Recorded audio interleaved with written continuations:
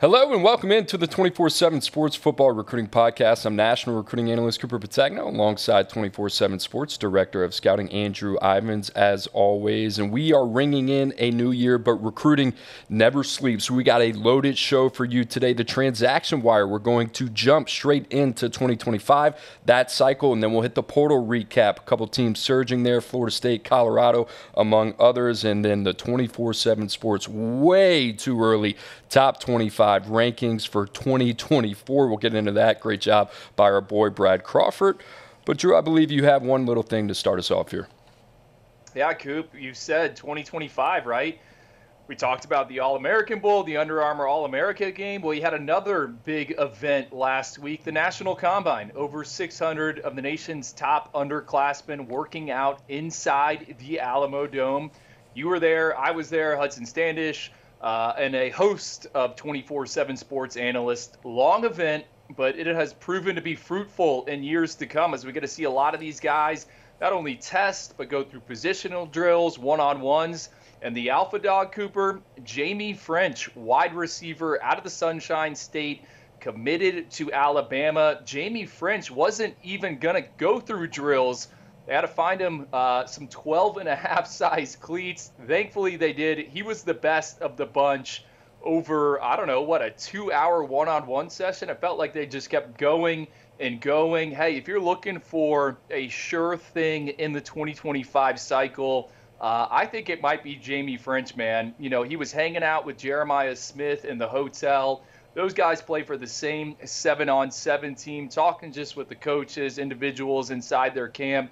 They said they have the same personality. Now, you know, Jamie might be a little more outgoing than Jeremiah Smith, but I do think that they are similar players in terms of the fact that they're really good under the lights. They're really good at whatever competition they go to, and they're guys that want to work out. Jamie French, this past season at Jacksonville Mandarin High School, they played for a state title there in the state of Florida. He was excellent, man. Over 1,000 yards receiving, 15 touchdowns. He's the real deal, Cooper, and he's committed to the Crimson Tide, but Florida State and a few others continue to kick the tires, and I wouldn't be surprised if he takes some visits here in the coming months. I think anytime you get compared to the number one player in the country, Jeremiah Smith, that is a glowing review of the player in Jamie French. You know that story, Drew, that you just told me? It kind of reminds me of another receiver that has been through Tuscaloosa. The famous Devontae Smith story you tell all the time when he was down in Miami, couldn't find a pair of cleats, wasn't planning on working out, goes out to that event, ends up dominating. Couple years later, right? That could be Jamie French. Guys, just a reminder, you are locked into the 24/7 Sports YouTube channel, watching the Oyster Boys every Tuesday and Wednesday, 5 o'clock Eastern Time. You can find us, like I said, on the 24/7 Sports YouTube channel. Also, wherever you get your podcasts, Spotify and Apple included. All right, Drew, like I said, busy week. It never stops in college football. And the transaction wire, it seems to be highlighted by all purple and gold. It's been a big week for Brian Kelly and the LSU Tigers as they move up to number 2 in the 2025 composite team rankings. And a big part of that is, well, they got the number one player in the country in Bryce Underwood. We all thought, hey, LSU is probably in a good position here. They had to hold off a late charge from Michigan, Alabama, and a handful of others. But LSU, Joe Sloan, quarterbacks coach, could be in line for a promotion there as well. They get this one done, and that's off the heels of Mike Denbrock going back to Notre Dame. So LSU, Drew, you look at that room, Garrett Nussmeier seems to be the guy that it's going to run through next year. They bring in A.J. Swan from Vanderbilt, and then after that, a couple guys that haven't seen the field yet, and Ricky Collins and Colin Hurley, certainly talented, but LSU taking advantage of a Jaden Daniels Heisman campaign and trophy. 2 Heisman winners at the quarterback position in the last 5 years. If you're LSU, sign of things to come, getting Bryce Underwood in the boat. That's a big deal for them. I'm not saying that Bryce Underwood is Jaden Daniels, but I do think he can run the football a little bit like Jaden Daniels. We know what he did this past season, stuffing the box scores there in the SEC. Bryce Underwood, our number 1 ranked player in the 2025 cycle. He overtook Deion Sanders, the offensive tackle out of the Charlotte area a few months ago. And why did he?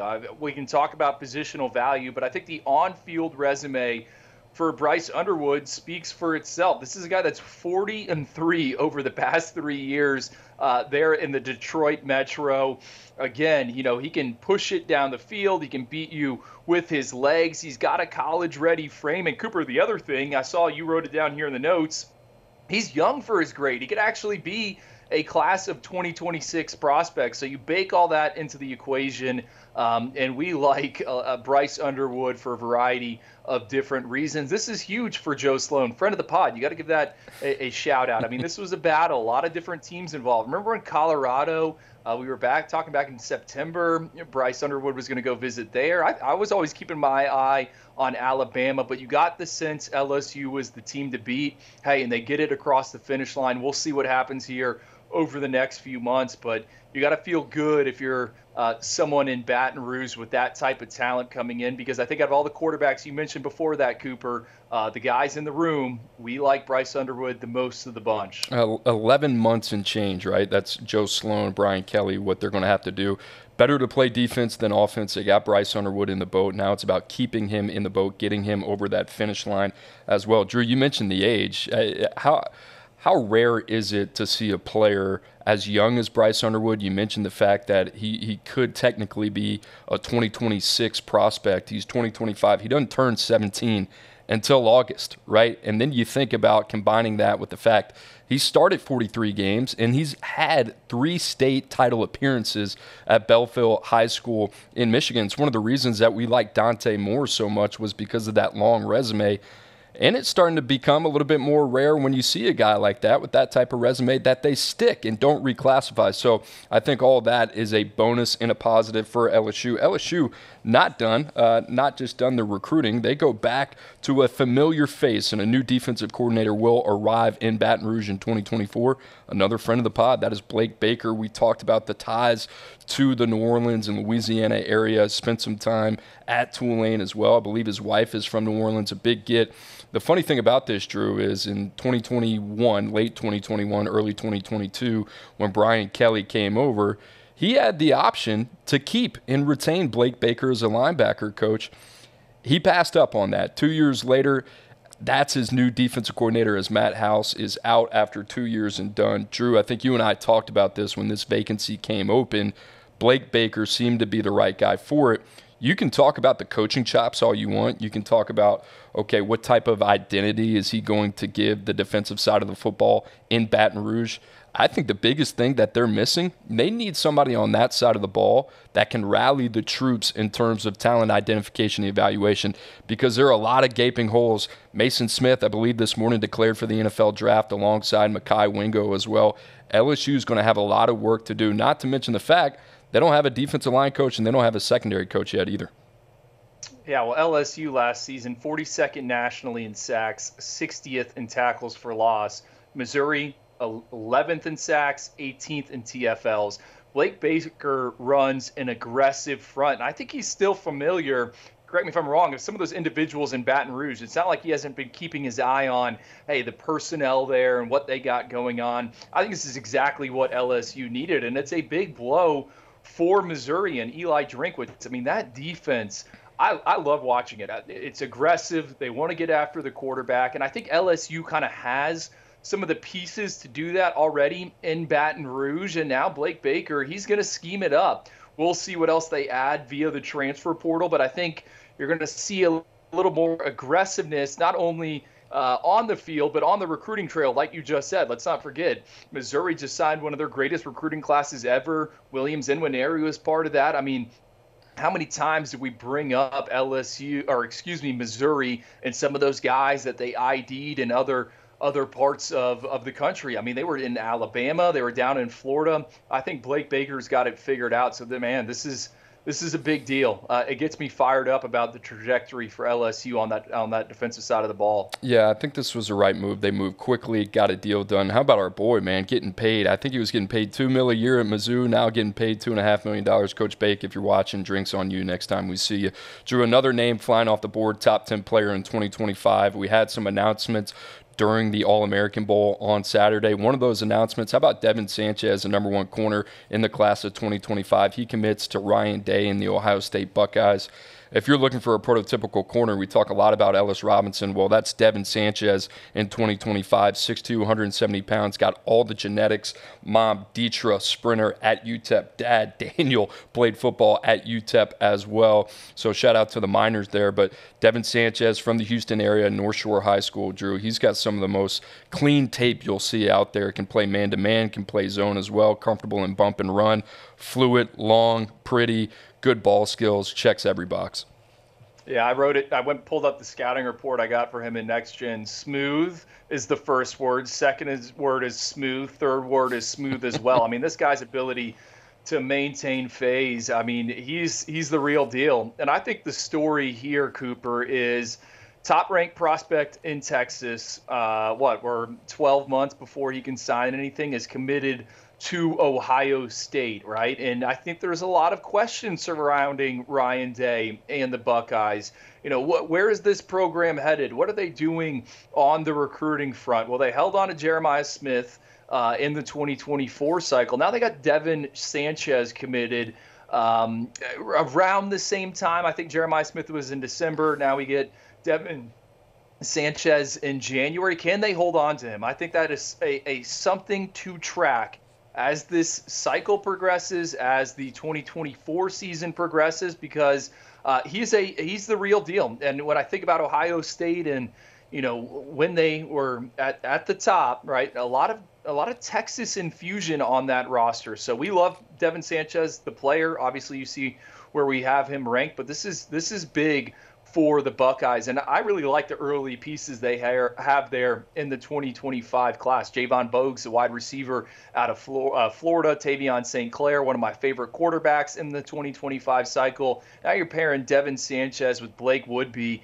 who is one of my favorite slot inside corners. So good start for Ryan Day and the Buckeyes, and something to follow is, you know, hey, can they hold on to them in this NIL era? We've talked a lot about parity in the NIL era, and, you know, Missouri is a great use case here because they just beat an Ohio State team in the Cotton Bowl 14-3. Great performance from Eli Drinkwitz and Blake Baker's crew, and then Ole Miss, another 11-win season, the first 11-win season in program history under Lane Kiffin.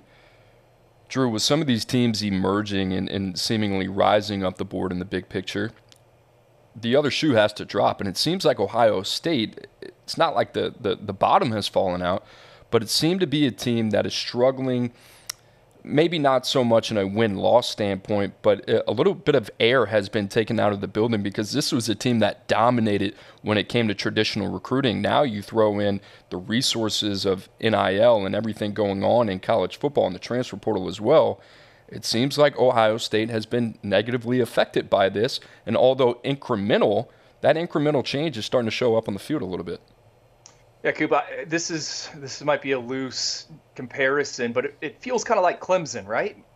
You know, Dabo hasn't wanted to change his way about how he goes and does things with the transfer portal. I'm not saying that is Ryan Day in Ohio State, but you brought up a word there, traditional recruiting, right? Ohio State used to win the traditional above-the-table battles. Kids wanted to go to the Buckeyes because they were going to play in the biggest games and they were going to be selected in the NFL draft. We had Mark Pantoni, general manager of the Buckeyes, on our podcast, 8 months ago, and he kind of hinted at that things were getting a little bit more difficult for the Buckeyes. They had to look for a different type of individual, and I think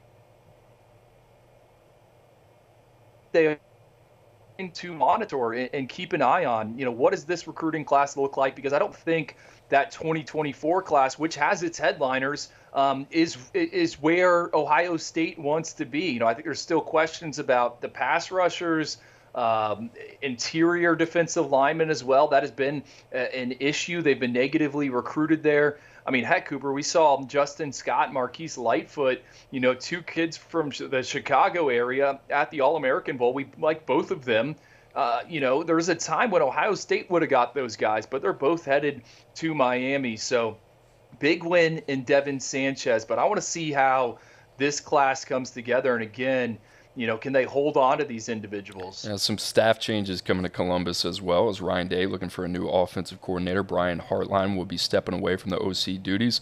One and done there. Obviously, we know what he can bring as a receiver coach and a developer of talent. So we'll see what happens with Ohio State. Another team that's more known for their traditional recruiting, but I think has actually done a nice job kind of pivoting in the new era of NIL. How about Notre Dame and Marcus Freeman? You got to give them a lot of credit, especially with how they bounced back in the 2024 cycle. Had some tough losses in 2023. Think about Dante Moore, Keon Keeley, a couple names, Peyton Bowen, that come to mind. Done a really good job here in 2024. And how about 2025? They're ranked the #1 class in the country as well. Got another commitment on Saturday. That was from Chris Burgess, the number 21 defensive lineman in the country and a top 247 prospect in 2025. Drew, that #1 class consists of a lot of names that we like: Ivan Taylor, James Flanagan, Deuce Knight, a lot of developmental upside there. But Marcus Freeman, man, I mean, we're going to talk about the way too early top 25 rankings and maybe some teams that could catch some people by surprise next year. Notre Dame is not a team that we're planning on talking about, but Notre Dame is a team at the front of the mind for me. I like what they've done. And then you bring back Mike Denbrock to take over the OC role, and then you pair him with a guy like Riley Leonard coming over from Duke, and the year before you had Sam Hartman. I like how aggressive the Irish are being in the transfer portal, and I think they're marrying that up. We talked yesterday about roster continuity and experience and having a vision for the player. Notre Dame feels a lot like Michigan and Washington, and I think it might be a year or two away from actually seeing that all come together. I think that's a great point, Cooper. On Burgess, man, hey, big functional athlete with some developmental upside, 80-inch wingspan, 4'6" in the short shuttle.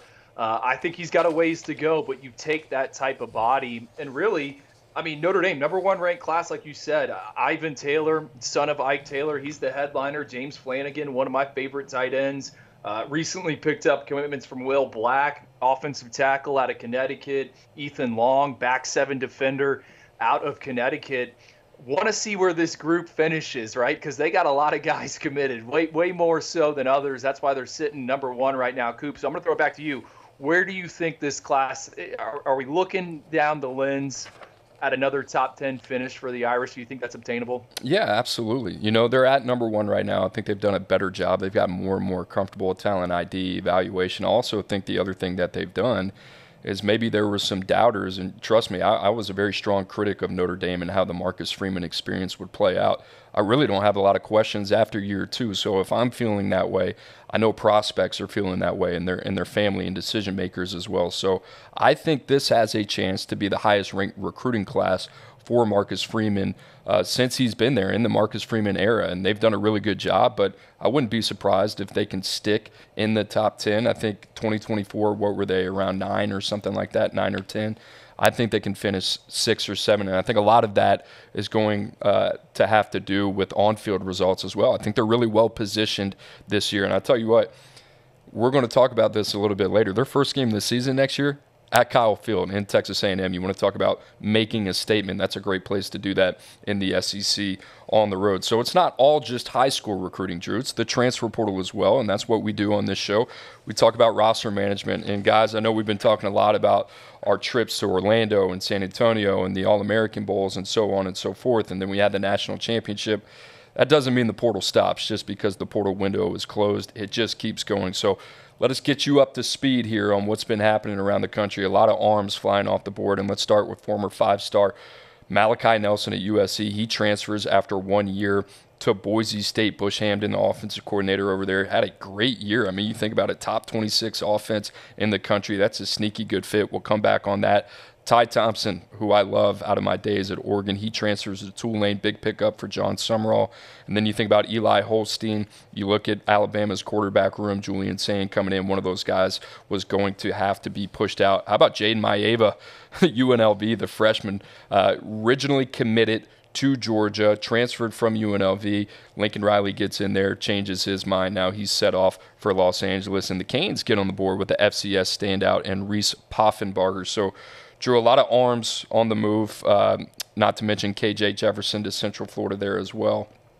I mean, Where to begin, man? I think the first one for me, I think the top two, how about Malachi Nelson? I kind of liked this fit. I was kind of worried that Malachi Nelson was going to go from one high-pressure situation, if you want to call it that, following up after Heisman winner and more than likely number one draft pick in Caleb Williams. That was going to be a situation for him that he would have to live up to that hype. I don't know if it's a question of talent for Malachi Nelson. I think it's a question of fit and want to. And he goes to Boise State in a program that is known for its culture, really taken over from Andy Avalos now to Spencer Danielson, and a guy that I worked with closely in Bush Hamden, a close friend of mine. I won't shy away from that. I'm excited about that marriage. I think that one is something that kind of gets my eyebrows raised. I like the fit for Malachi Nelson, too. It kind of seems like a little bit of a dose of humble pie for him, going from the big scene, NIL, signed with Rich Paul, and now you're in Boise, right? You kind of got to start over again. And the other one is Ty Thompson. I've long been a believer of him, went back, watched every snap from last season that he got in cleanup duty. I think the guy's got the tools, goes to a G5 spot in Tulane. We're going from 4 to 12 in the college football playoff format. Tulane's got a heck of a schedule. They got Kansas State and they got Oklahoma in their first 3 weeks of the season. So although Tulane might not be the G5 representative in the CFP next year, it's a really good opportunity for Ty Thompson to play some of the best competition in the country with a new coach that believes in his skill set and what he can bring to the table. Yeah, we had this conversation, in Uber about Malachi Nelson. I think we're going to know right away, does Malachi Nelson like, or should I say love football? You brought up Rich Paul. But he's going from a guy that we saw at the Under Armour game last year. He was injured, right? But he made his presence felt on the sidelines with all that flashy jewelry. Now he's going to Boise, Idaho, to play on the blue turf there. So gonna give you a reason to watch the Broncos on what are they? CBS Sports Network, the mothership. Some of those games on Friday nights. Coop, the one that stands out to me, and you're going to have to help me here with the name. Jaden Maeva, is that how you say it? The UNLV kid going from UNLV to Georgia. Now he's going to USC. You actually aced that. I don't think you've ever done that before, but you got that one right. Congratulations. I've been practicing, bud. We got transfer portal flips. I knew this was going to happen, right? I knew we would get to an era where that happened, and it seems like both teams just were looking for another quarterback depth. And is this going to be the trend? Is this going to be the norm? When it comes to, hey, we can get a guy from the G5 ranks that has thrown for 3,000 yards and has played some key moments. But hey, we need someone that if Carson Beck goes down with an injury and the college football playoff committee's looking at us, we don't want to have a true freshman being the guy that's stepping in. We want to point to someone that has a bio and stats next to their name. That's what kind of came to mind to me. And then obviously now he's headed to USC to presumably play behind Miller Moss. But man, that's the point we've reached with the transfer portal, right, and roster management, that you are fighting for QB2, two blue bloods slugging it out, right as classes start. I actually think there's something there with this kid, which is. I'm with you. I see the other side of it in terms of making sure you solidify your number two option just in case of like break glass, in case of emergency type of situation. But, with Maeva, 6'4", 225 pounds. And I mean, let me tell you this, I got to watch a little bit of the Kansas tape this morning. I didn't get to do a deep dive. An absolute roller coaster. You see the big frame. He can make every throw on the field. He's got an NFL arm. 17 touchdowns, 10 INTs. If you want to know the book on Jaden Maeva, that's it, right? You take the good with the bad. But you think about it, Drew, I mean, him going to an offense under Lincoln Riley, having the tutelage there, we've only seen one game from Miller Moss. I'm not trying to take anything away from him. He impressed in that one exposure. He's a guy that's been in that system for quite some time under Lincoln Riley, so he's got the continuity advantage. If I'm Lincoln Riley, I think that conversation more hinged on, hey, you want to know the difference between us and Georgia? I actually think you have a shot to come in and compete and potentially win this job, right? So I don't mind this from Lincoln Riley and USC. I see USC more as a 1A, 1B in terms of Miller Moss and Jaden Maeva. I saw Georgia as a clear 1 and a clear 2 between Carson Beck, who's got the potential to be a first-round draft choice in 2025. So I found it fascinating. Same as you. Like, you hear Maeva and you hear Georgia and you hear USC, and I couldn't wait to get into the tape this morning. I thought it was exciting. All right, what about Puff Daddy to Miami? I don't know what to think about that one. I saw a little bit of Albany against South Dakota State this morning. That seems more like a depth play. I know obviously they're trying to get some experience, some arms. I mean, you think about Ja'Curry Brown. You think about obviously adding the FCS transfer. Are they still out there for a guy like Talia Tagovailoa? So we'll see what happens with Miami. I don't think they're done there. I think they're just trying to bring in as much competition as possible, which I think at this point, with how the quarterback market has played out for them, is probably the right move for Mario Cristobal.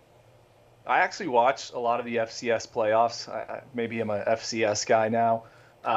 He's got some moxie to him. He can kind of run it around. And talking with the guys at Inside the U, they do a great job.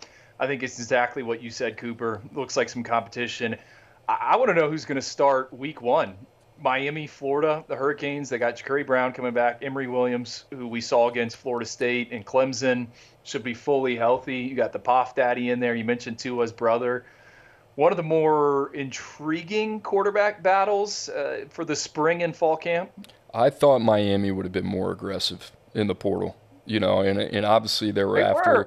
I know they were aggressive, but it's about the end result at the end of the day, right? And obviously they took their hacks at Will Howard. They took their hacks at a guy like Cam Ward before he ended up opting for the NFL. To me, year 3 is so important. I really like what Mario Cristobal has done in the first 2 years. He's building that roster well. We talked a lot about the guys that he's got coming in, Marquise Lightfoot, Armando Blunt along that defensive line.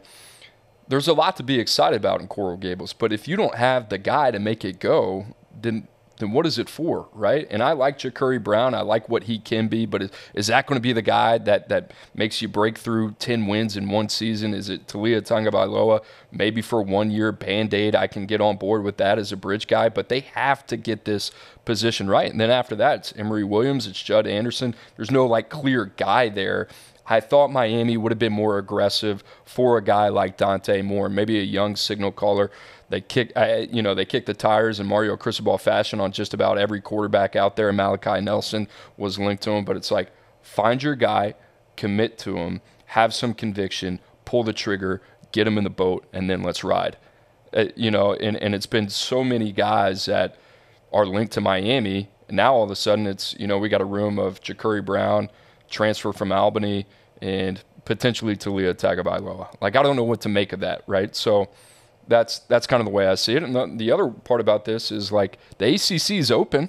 Push your chips in. Let's go. You got a talented roster there. So, Drew, a couple other teams, and no surprise here. Colorado, Coach Deion Sanders, making some waves in the transfer portal already. They already have over 20 transfer portal additions. They're ranked number 3 in the portal. That's where we expect them to be every year. The headliners. How about LeJontay Wester, man? Got to watch him this morning coming over from Florida Atlantic.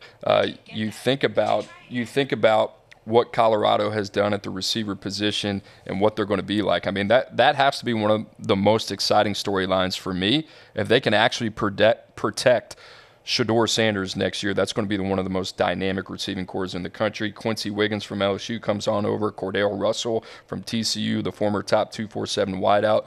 Love this addition in the Pitt edge rusher and Samuel Okunlola.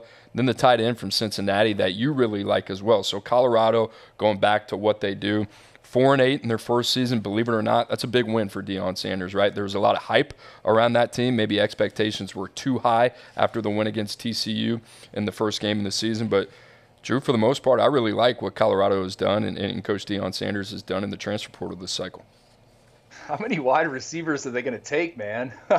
LeJontay Wester, I am super familiar with him. He obviously played at Florida Atlantic, like you said. Number 2 in the FBS this past season with 108 receptions. FAU always try to get this guy the ball. They schemed it up, and he is not the biggest cat, but he's got rubber bands for knees, and he can go. I think he's the perfect fit for what they want to do.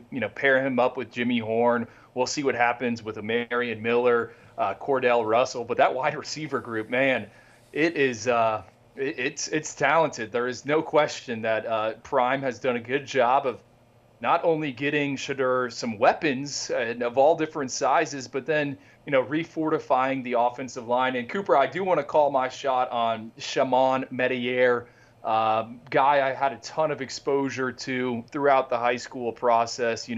We thought he might be an edge rusher, wanted to be a tight end, longtime Miami commit, ends up at Cincinnati with Luke Fickell.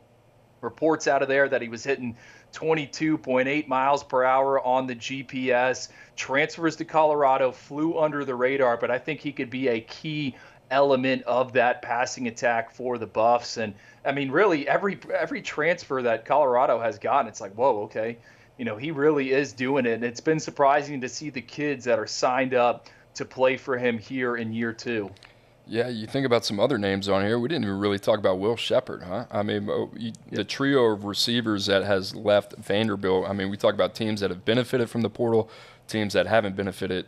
I think Vandy, safe to say they're on the other side of that, unfortunately, under Clark Lee. All right, not a surprise here either. Mike Norvell, Florida State, they continue to do work in the portal as well. How about these additions for the Seminoles? You think about Marvin Jones Jr., the former 5-star coming over from Georgia, Jaylen Brown, a guy that was highly touted, one and done at LSU, Malik Benson, one of the top JUCO players in the country, one and done at Alabama, DJU. We've talked a lot about him. Earl Little, a guy that you're very familiar with out of American Heritage, and a couple other guys as well, like that Grady Kelly coming over from Colorado State. Drew, we're going to get to Florida State in a second. Kind of surprised on the way too early rankings. Florida State outside of the top 20 there, according to 24/7 Sports. They just have quietly continued to do what they've done over the last couple years with Mike Norvell in the transfer portal. Just really, really solid additions. This seems like a team that has such an identity and a comfort level when it comes to operating out of the portal.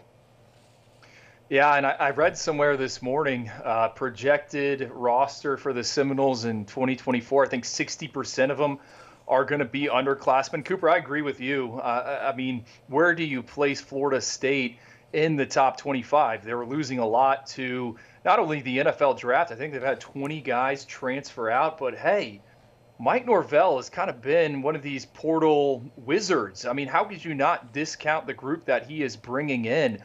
Marvin Jones Jr., we've discussed him on this podcast, but some of these other guys, Earl Little, Jaylen Brown, Coops, just some thoughts. Jaylen Brown, remember, that is a guy Florida State battled for throughout that first recruitment, right? So that first high school recruitment, he ends up at LSU. I think it was a bit of a surprise to some. And all that time you invested hasn't gone to waste, because as he enters the portal, where's he ended up? He's back in Tallahassee. You brought up Grady Kelly. I didn't know we'd go here on the podcast, but that's what we do. We do weird things. He's a kid that's from the Panhandle in Florida. Probably wasn't, FSU didn't have a committable grade on him as a youngster, but someone that they brought into camp, they got familiar with. He goes off, makes an impact in the Mountain West, enters the portal. Now he's coming back home, and he's a depth play for you. I think, Florida State, those little things they're doing really stand out to me. We always bring up, hey, how they evaluate the guys that get on campus during the summer months. And I look at everyone they've added, and I can see those guys being able to make plays. Pat Surtain, the defensive backs coach there, he coached Earl Little in high school, and he also coached Marvin Jones Jr. In high school. So Mike Norvell rolled the dice hiring Pat Surtain, and I think it's paying off not only from an on-field coaching standpoint, but he continues to get guys from South Florida up to Tallahassee. Yeah, credit to Mike Norvell. This is a player personnel podcast. We love to talk about roster construction. Just today, high school, transfer portal. I thought a pretty interesting hire for Mike Norvell a couple years ago was when he brought over Derek Ray from Oregon State under Jonathan Smith to to Florida State and Tallahassee, and I think he's done a tremendous job. If you don't know who Derek Ray is, the general manager at Florida State, and these positions are becoming more and more relevant because it's been harder and harder for coaches to put their arms around the college football recruiting calendar and everything that goes into it. Now with all the rule changes and NIL and the transfer portal, you need really smart people off the field. Derek Ray has been that guy. I think, I give a lot of credit to Norvell in terms of what he's been able to do since he stepped foot on Florida State from a transfer portal standpoint. The fact they've been able to marry up the high school success with the transfer portal side, if you're a Florida State fan, that's got to get you jazzed up. So kudos to our boy Derek Ray, doing a great job there in Tallahassee. Transfer portal, it's going crazy as it always does. And if you're a fan of the transfer portal, well, you're in the right spot. How about the 24/7 Sports YouTube channel, the Transfer Portal Show, tomorrow at 5 o'clock Eastern, hosted by none other than Emily Proud. Smoke Dixon will be on there as well. And yours truly, Cooper Petagna. I'll be right here breaking down all of the top 10 rankings in the transfer portal so far this cycle and some of the names that you need to know. I talked about it earlier, the way too early 24/7 Sports 2024 rankings, and this is on field, so not recruiting. Drew, it's always fascinating. I kind of love this time of year. You got the mock drafts, you got, the way too early rankings coming out, and, credit to our friend Brad Crawford, who works on the national desk, does a really good job pumping out this type of content. So we'll go through them 1 through 25, and then we'll give our thoughts and kind of break them down. But no surprises at the top, Drew, starting with Georgia. No surprise. I think you probably could have made the case that Georgia is one of the 4 best teams in the country. That's neither here nor there this past season. Texas at number 2, a lot returning there, starting with Quinn Ewers. Alabama at number 3, Jalen Milroe back for another season. Oregon, how about that at number 4? Big testament to them. Dylan Gabriel stepping in for Bo Nix. And we talked about Ohio State, big year coming down the pipe, and then the defending national champs there at number 7. So continue to go down the list. You'll see some schools there that I think we got our eyes on, maybe 11 through 20. How about Tennessee, Oklahoma, Kansas State at number 15, Avery Johnson, excited about those guys. Louisville, huge year for them, ACC championship bid. Obviously didn't win the bowl game. They already took 20-plus players in the portal again this cycle.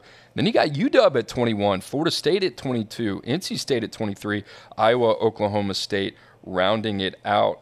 Drew, some surprises, especially there on the back end, but I'll start with you. We went through 125, kind of gave you the highlights there, but biggest surprise going through those rankings and maybe something that you don't jive with as much.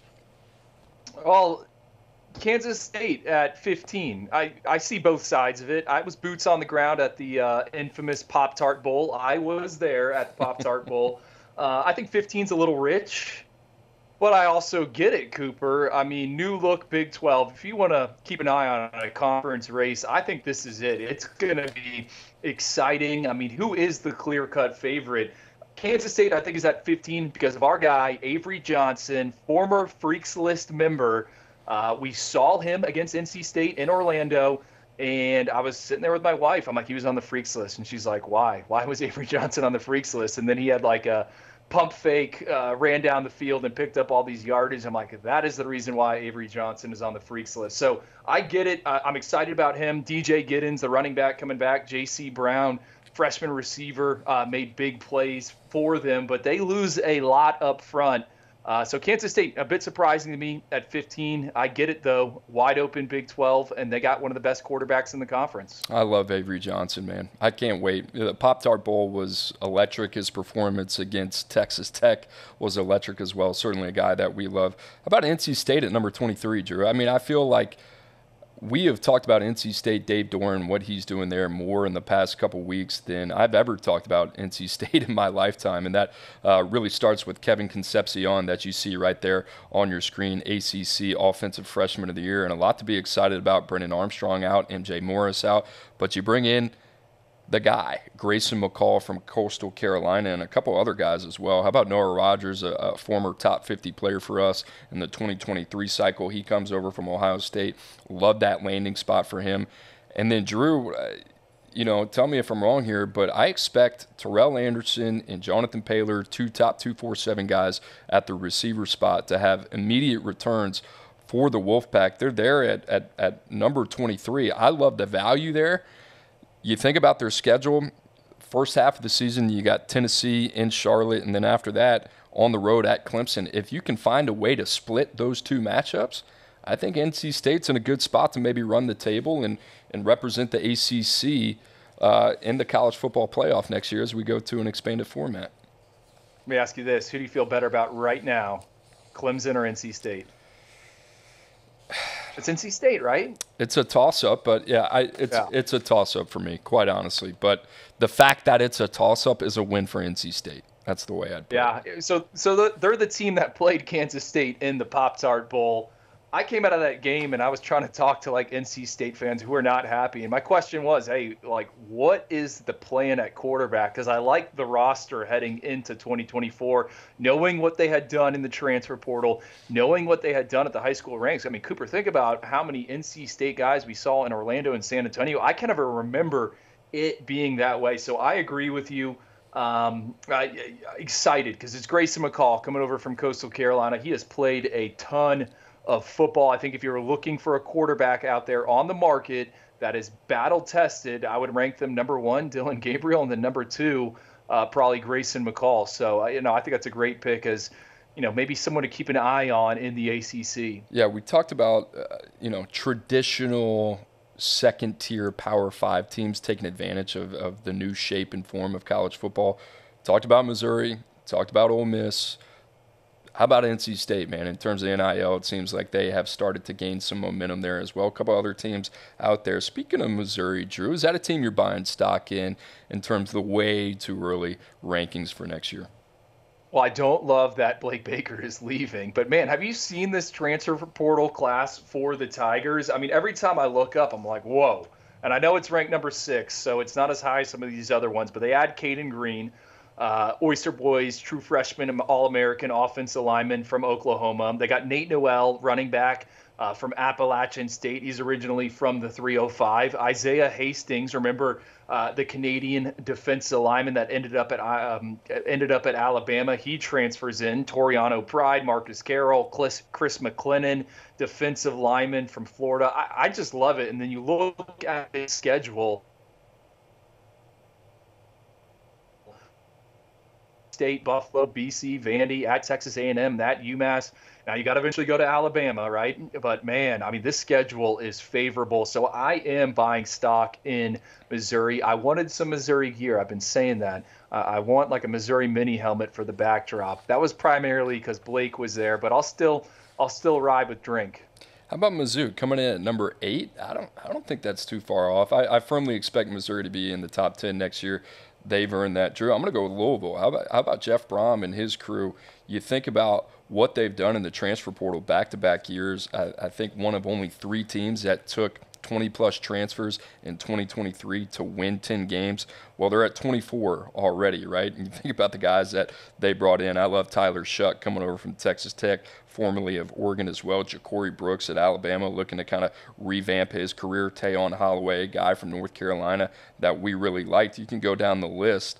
Ruben Unge. Yeah, Ruben Unge, Jalen Kimber coming over from Florida. So Jeff Brom, this seems to be the way. We talk so much about Coach Deion Sanders, and rightfully so, and their aggressiveness in the transfer portal.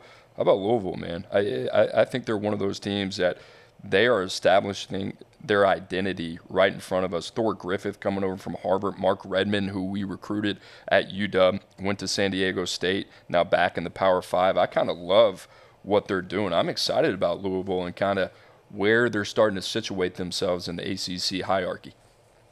Seems like they've punted on high school recruiting, right? We know Colorado has. And I'm getting the same vibe from Louisville. If you were to go back and think about Brom's time at Purdue, I don't think that's a huge surprise, right? I mean, I think he was always looking for ready-made players, even at Purdue, and guys like Rondell Moore, George Karlaftis that he brought in, some of the more highly touted players, but he was able to utilize those guys as freshmen. He's one of those guys that says, hey, let me scheme it up. Let me put these guys in the best position to be successful. and let's just go out there and play some ball. And I think he's doing that at Louisville right now. And if you're Louisville, it's not like Louisville's been they had that 1 year that it kind of all fell apart right before Brom got there, that they had guys like Reuben Owens and our guy DeAndre Moore at Texas and so on and so forth. So I got no problem with Brom punting on high school recruiting. I think it's important. But if they want to do the inverse of what we've talked about with Michigan and Washington and Notre Dame and say, hey, this is what's best for us, maybe we supplement with high school and make our base the transfer portal, they seem to be one of those teams that's emerging that can actually be the outlier and have success via the transfer portal. Well, I think it also makes sense, right? State of Kentucky averages about 2.3 draft picks per cycle. No one else is talking about it, but you're right, Cooper. They're all about the portal, and we did see that when they had Reuben Owens, Jamari Johnson, that one recruiting cycle where they went there. It seems like their collective is more focused on the veterans, and I think you can make the case that that's the move. Give me some guys with some PFF data. Give me some guys that have played and gone to class and lifted in a weight room before. It will be interesting to see how it pans out. Yeah, I think that fits him for sure. So buying stock, Mizzou, Louisville. Drew, on the other side of it, any snubs for you not in the top 25 that you're maybe a little surprised about? Okay, well, I wrote this one down, then I pulled up their schedule, and I was like, ugh. Wisconsin, Luke Fickell. I think his first year at Cincinnati, he went 4-8. Year 2, 11-2. Year 3, 11-3. And then it was back-to-back New Year's Six Bowl appearances. Wisconsin, 7-6 in 2023. They have the number 13 ranked transfer recruiting class right now, headlined by Tyler Van Dyke, who comes in from Miami, Tackett Curtis, linebacker out of USC. They also got a sneaky good corner, I think, Ronald Delancey from Toledo. I think that kid can play. And Wisconsin usually has success with South Florida defensive backs. The schedule is brutal, okay? I didn't even realize Alabama comes to Camp Randall week 3. They got to go to USC, Rutgers. Shout out Lance, producer Lance. Hopefully he's somewhere out there. Got to go to Iowa, Oregon.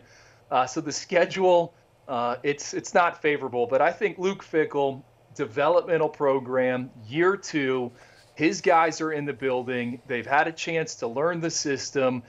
They've had a chance to get coached up by that strength staff. I think Wisconsin has a chance to surprise some people. And I love the fit for Tyler Van Dyke. He leaves Miami where he had a ton of fans and then he had a ton of haters. And he can reset there in Madison. Great town, by the way. So I'm a little surprised to see that Wisconsin didn't get any votes at all for this top 25. I expect a big year from them, and you talked about the draft picks. What was it, three years ago now, right? Cincinnati, we always bring up that stat, third in NFL draft choices, only behind Alabama and LSU.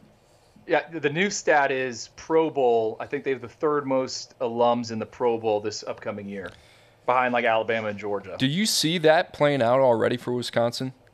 Like you brought it up on the signing day show. One of the programs that we did not talk about that ended up with the top 25 class ranking was Wisconsin, that I believe since the 24/7 Sports era was their highest ranked recruiting class. You can almost kind of see this happening in real time, and because it's not a top 15 class, maybe we don't talk about it as much as we should. But, I mean, Luke Fickell, man, like, you talk about a guy that's got a certain recipe for success when it comes to talent ID and evaluation. I feel like that's happening in Madison right now. I know we don't have the graphics ready, but like Kevin Haywood, offensive tackle, we saw at the All-American Bowl. I just watched Xavier Lucas, the DB they held on to down here in South Florida. We saw Ernest Weilor at the Under Armour game. Yeah, absolutely, Cooper. I mean, Wisconsin's got some dudes, and they got really high ceilings, and I think they got high floors as well. So, yeah, you're right. I think we could be looking up in a few years from now the NFL draft. It's like, oh, Wisconsin, 9 guys drafted, and they're not just going to be the big, prototypical tackles like they had been in the past for the Badgers. Got our guy Dylan Jones in there, top 247 running back as well. Super excited about him. We talked about snubs. Maybe not so much a snub, but maybe a team that could surprise. How about Texas A&M under Mike Elko? They're getting busy, top 5 transfer class in 2024. Drew, I just think about Mike Elko. I think about a well-coached team. I think about a team that stays on schedule. I think about a team that's just really loves to emulate the attitude and the personality of their head coach, which is a blue-collar guy. And I think if you're a Texas A&M fan, that's what you want to hear. And like I said, Duke surprised a lot of people year one under Mike Elko. I think the other thing that you got to think about if you're a Texas A&M fan, you get number 15 back, right? Connor Wigman. I think this team is still very talented and can surprise some people in the SEC. Now, like I said, earlier in the show, you got Notre Dame, a top 10 team, coming to Kyle Field week 1. Then you go to Gainesville in week 3, and then the schedule does not let up from there. You got LSU at South Carolina, at Auburn, and then welcome to the SEC, Texas. That will be a big one. But if Mike Elko can win 7 or 8 games this year in Texas A&M in his first season, I think that's a win. And I'm not saying that they're going to be 2022 LSU, win 10 games and represent the SEC West in the SEC Championship. But I wouldn't be shocked if Elko puts it together and maybe surprises some people and A&M wins 8-9 games next year. I can see it. They've got a ton of transfers, right? Is Scooby Williams in there? Who else has joined the fold? I know Dorian Hinton, an offensive lineman from Florida Atlantic. FAU getting a lot of love on the show today. No, Coop, I think the big thing with Texas A&M, right, is the coaches that Mike Elko has hired. And I feel confident that they're going to be a little bit better when it comes to the small things on Saturdays than they have in the past under Jimbo Fisher. Yeah, that place is ready to go. I mean, we talked about it, right? Like the pump needs to be primed. Who's going to be the guy to really kind of engineer that turnaround in Texas A&M? I don't think they're as far away as people really think they are. I think it might take 2 years, some smart recruiting to get back on the tracks. You mentioned Colin Klein. I love that one as well. Got our boy, formerly, I want to say, forget the name, out of Purdue. Name change, guy that we had in the top 247 defensive lineman. Nick Carraway. Now he's Nick Scoriton, I think. Okay, there you go. So a big one there. I like that. Kind of fits the mold of a Mike Elko. All right, Drew, we'll get out on this one, and I love this question, but out of the top 25 rankings for 2024, the early ones, I should say, who would you consider to be the next Washington, TCU? So when I say that, maybe a team that's not bundled up there in the top 10 preseason ranks, but could shoot down from the top 15 or the top 25 and make a surprise appearance in the college football playoff. So I'm going Tennessee, and I think they got the 11th best odds according to CBS Sports. Brent Saleh had a story up, so I don't know which sports book to credit here. But Tennessee, and I guess 11, so they're in, a 12-team playoff. But I loved what I saw out of our guy, Nico Iamaleava, in the Citrus Bowl. 12 of 19, 151 yards, touchdown. Also ran for 3 scores. I said it in the past. John Campbell, the left tackle there in Knoxville, he's set to return. They got James Pierce, the edge rusher. I think Tennessee is not going to have many issues scoring points. The big question will be defense. Can they shut people down? You look at the schedule. NC State, that game is in Charlotte. Got to go to Oklahoma. But I think it sets up well outside of that. Alabama, that game's at home to Georgia. So Tennessee is the one for me, Coop. What about you?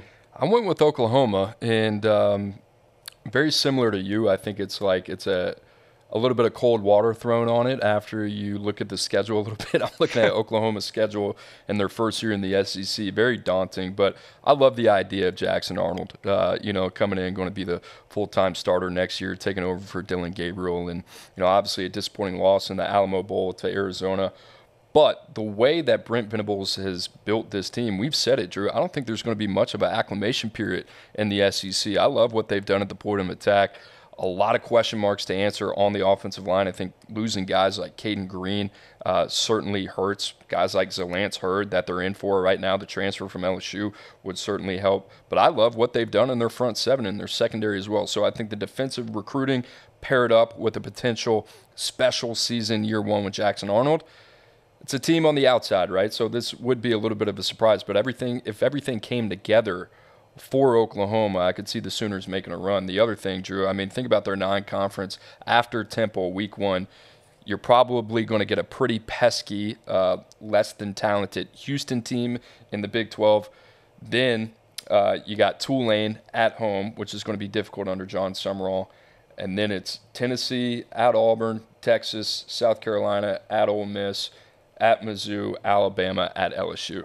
Just new SEC, new Big Ten, absolute gauntlet. I was looking at Wisconsin. They drew, USC and Oregon out of the Big Ten, the new representatives there. So the new look college football, that's it. Drew, before we say goodbye here, any final takeaways at all, whether it's top 25 or anything else? I got nothing, man. I was gonna ask you. No, I mean I think that's the biggest thing. It's with all the change in college football and the restructuring, I had to remind myself, like, Washington and Michigan are in the same conference starting next year, right? Those guys just played each other in the national championship, and it's a sad day that the Pac-12 was behind us, because I thought the Pac-12 certainly offered a lot of fun and a lot of entertainment as well, and a lot of proud people out there when it comes to West Coast football. But a new day beyond here in 2024. Excited for it. Guys, like I said, 24/7 Sports is your home for everything you need for college football recruiting. The guys right here, Andrew Ivins, Cooper Petagna, and myself, will break it down every Tuesday and Wednesday at 5 o'clock Eastern Time. Great shows, the recruiting show on Monday, transfer portal show on Thursday. Everything you could possibly want as a college football fan right here on the 24/7 Sports YouTube channel. Guys, for Andrew Ivins, I'm Cooper Petagna. We'll see you next week, and have a lovely weekend.